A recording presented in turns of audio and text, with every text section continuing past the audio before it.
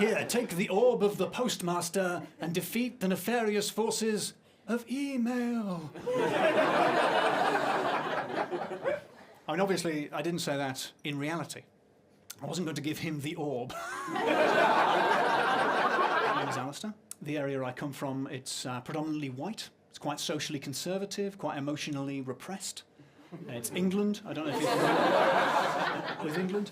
And England is a part of reality. And reality begins immediately outside the confines of this venue and continues in every conceivable direction forever, which is too much, in my opinion. What is reality? Reality for me is a family pet with an erection. You know? Unpleasant, but difficult to ignore. And that's the reason I've brought you in here, you know, to give you a break from all of that, a chance to engage with the magical, the wonderful. You know, Uncle Flint, you'll remember, when I was a kid, I'd always be coming up to you, telling you stories, showing you things I'd found, talking complete nonsense half the time. What I'm saying is, imagine if that had gone on for roughly an hour. I would like to begin by telling you a tiny story about the time I got lost in reality. It begins in the great city of Edinburgh. Now, I was visiting. The first thing I saw when I got off the train was an advert for bus tours of Edinburgh with English commentary. And I remember thinking, that is so thoughtful of them. You would never get that down in London. You would never get bus tours of London with Scottish commentary. On your left, you'll see the Houses of Parliament, where Scotland's sovereignty was robbed from her by a cavalcade of Sassenach. There's your London Eye. Unlikely to be implemented. But I went on the bus tour, it was great, and I was on my way back to my B&B, and I got lost. Now, Edinburgh is an easy city to get lost in, but I got lost in the thickest fog I've ever been in. It was a real Victorian pea super of a fog, yeah. A real high-budget special effect of a fog. I just want to check we've all been taken in by the magic, yeah? I'll proceed. It was incredible. It was like I couldn't see my hand in front of my face, and I wandered around totally disoriented for I don't know how long, until I came upon a postman emptying letters out of a postbox. And I thought, great, I went over to him to ask directions, and well, there's no two ways of saying this. I scared that postman. I frightened that mail carrier. So there are two ways of saying it, but that's what I did. I went over to him and I said, excuse me, and he looked up and he said, Jesus Christ. And I said, no, it's Alasdair Beckett-King. It's actually hyphenated. But I realise now that in retrospect, what I had done was I had unintentionally loomed out of the fog at the postman. Now, I hadn't meant to do this, but the thing is, you don't know when you're looming. You can't see yourself loom, can you? You know? I had just loomed out of the mist like a Dickensian vagabond in search of an opium den. Even if you catch yourself sort of halfway through a loom, you can't just stop mid-loom, can you? What's that? That's lurking. That's worse than looming. You're going to be lurking in the fog. So I loomed at him. And the thing to say in that situation is, oh, sorry, I startled you.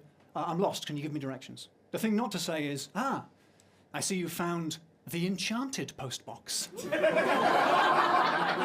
Here, take the orb of the postmaster and defeat the nefarious forces of email. I mean, obviously, I didn't say that in reality. I wasn't going to give him the orb.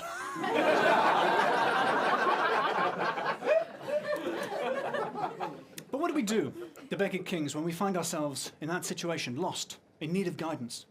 If you're anything like me, you'll find yourself more and more frequently turning towards health and safety posters from communist Romania. Yeah, a few nods of recognition, that's good. I uncovered these in a dusty corner of reality. I found them very helpful, so I just popped them through the old Google Translate to try and, well, edify you guys. So that, I mean, this is pretty self-explanatory. That says, belt protects you against falling from heights. When you use the belt, it protects you against falling from heights. You absolutely have to use it. You can't just leave it up here in a blue square, you know?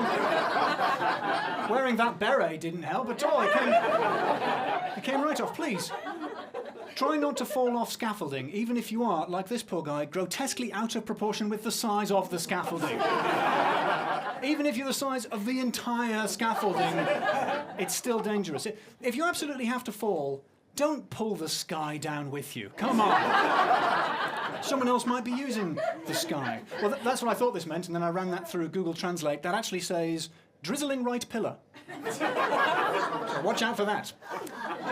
I've been through many of these. I find them very instructive. This is the most compelling, in my opinion, principally because of his expression. I can only think that just sort of here, there's a poster saying, hey, don't forget to wear that belt. And he's going, ah! Oh, I went with the beret. Ah!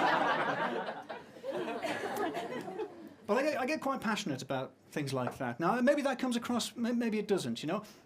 And one thing's certain, in our family, we're not great at expressing our emotions, are we? You know, I've looked at myself, why is that? You know, is it the Scottish blood? Is it the Catholic roots? I think in my case, the reason I'm bad at expressing emotions is I don't have eyebrows on my face. It's hard to express emotions without the basic facial equipment. It's interesting looking at you. Yeah, that's what's wrong with his face, yeah. Yeah, no, I didn't see it before, and now I can't not see it. It's like someone put a wig on an egg. Yeah. I don't agree.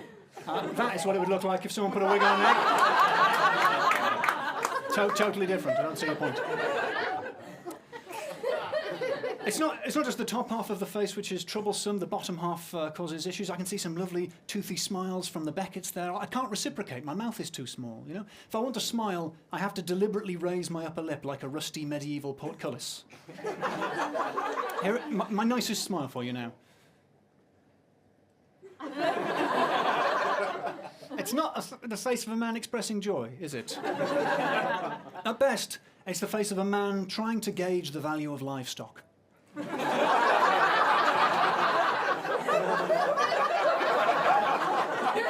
She's a fine beast and no mistake. I give you 4 guineas, that's what it says. Joy and merriment. I think the only person in our family that really has no problems expressing his feelings is my Hoover. You know that guy? Yeah, when we're hoovering together, he loves it. He doesn't care who knows it, you know? He doesn't like being left alone. Even for a second, he's got real abandonment issues, you know?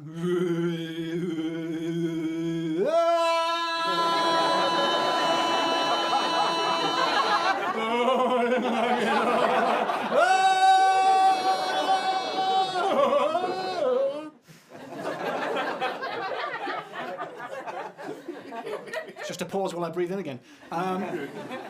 I don't mean to imply that we're a cold family. I don't think that's true. You know, me and my dad, old Samuel Beckett from Quantum Leap, we get along.